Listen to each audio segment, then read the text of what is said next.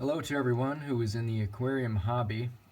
I myself have had an aquarium for many years now, but I haven't really ever had a planted tank.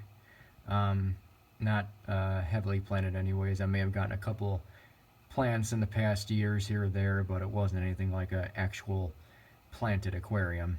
Um, so I just got this Green Leaf Aquarium uh, Regulator, GLA, says it right down there.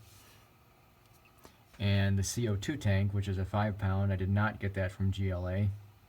And I also got this Inline Atomizer, which comes off my Marineland canister filter here. This one here is the, I believe, 1622 millimeter, which is basically the 5/8. The biggest one is for 5/8 tubing. This video is here more just my initial thoughts on this. I've been running it for about 2 weeks. I haven't really quite dialed in how much CO2 I want to put in my tank, but right now I got it running at about a bubble and a half per second, and working pressure is about 38 psi. And the pressure in this tank, it's been just filled recently, so I got about 825 psi in this tank, and that's on that gauge over there. I am pretty impressed with it. It's a high quality regulator. You can get cheaper ones on Amazon or eBay, probably half the price, maybe a little less than half the price. I can't say from experience how well those work, but from what I read on them, it's hit or miss. And they could probably work okay for a while, probably won't last very long. I'm not trying to knock them or anything, but what I'm trying to say is this was expensive, but it's well worth the money because something like this needs to be precise. You don't want to overdose your tank with CO2, and you don't want it changing on you when you dial it in, which is what I want to talk about next. So down here you got, this is the dial for changing the bubble rate, and this here is very smooth. It's tight at the same time, so you can really dial it in real close to exactly how much you want. It's not like some other ones where it's just very loose, and you fine tune it. It's very, very difficult to do it, and you finally get it to the spot you want, and then later on it changes on you. So instead of putting 1 bubble per second, it just automatically changes to 2 bubbles per second. That's not what this does. This is the electronic solenoid. I have it on a timer, and when it turns on every day, it comes out exactly the same rate it was set at last time. I don't have to fiddle with it. If I set this to a bubble per second, a week later it's going to still come out a bubble per second. It can be timed almost precisely with that. The actual regulator part here, when you adjust this for your working pressure, it's very smooth, very precise. It's very easy to dial in exactly what you want it to be, and it stays there. It doesn't fluctuate at all. I don't know if I just said it already, but this CO2 tank is a 5-pound. I did not get it from GLA. I got it from Amazon. I think it was about 60 or 70 bucks, brand new, and I got it filled at my local ABC Fire store. I don't know if they do public services all over the U.S. or anything, but around here they do. It was about 13 bucks to fill this tank, so not too bad. The atomizer here, I highly recommend getting an atomizer. I can't really comment on other ones, like cheaper ones or knockoffs. This is from GLA. There are other ones that are similar to this on eBay and Amazon. I don't know how well they work. Probably just read reviews and find out for yourself, but this one works very well. I got the Inline because you don't have to worry about cleaning it once or twice a month if it's an in-tank, because it'll get, kind of clogged up with diatoms and algae, and you'll have to kind of clean it.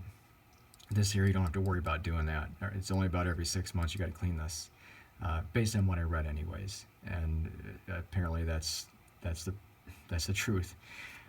So, anyways, an atomizer here in line is going to be better than an in tank, not just for cleaning purposes, but because if you think about the way an atomizer works, it creates micro bubbles, almost like a fog of bubbles.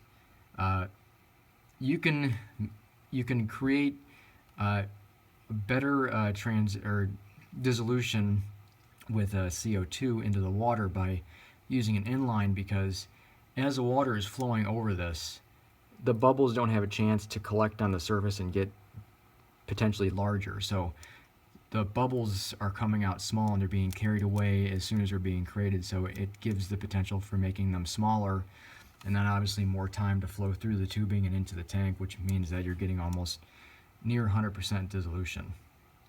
So Inline Atomizer, I highly recommend using this instead of an in-tank one.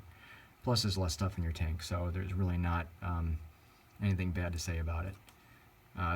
This was hard to come by because it seems like they're always out of stock on the website, but as soon as it was in stock I ordered it. So if you do want to get one, if it is in stock, I recommend going ahead and picking one up if you want one, because it may not be in stock forever.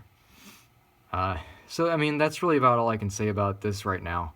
I can show you in my tank here the bubbles that come out, and if we look up here, depending on the angle that you look at it at, you can kind of see the bubbles coming out. So this is pretty close here, but you can kind of see the bubbles kind of coming out of there. And some people don't like the look of CO2 bubbles in their tank, or just really any bubbles in their tank, because they don't like that shake and pop look, or soda, depends whatever state you're in. Sorry. If I back up here, you can see in the tank, you can't really see the bubbles. There's nothing really floating around here. I mean, it's not distracting in any kind of way. So it is diffusing everything very well. You know, if I look from this angle, you can see there's kind of like a mist coming out of there. Other than that, there's nothing really floating around the tank. And don't judge me on my tank here. I don't know. If you don't like it, please don't comment saying anything bad about it. I kind of just got this tank started a couple months ago, so I'm still kind of working things out.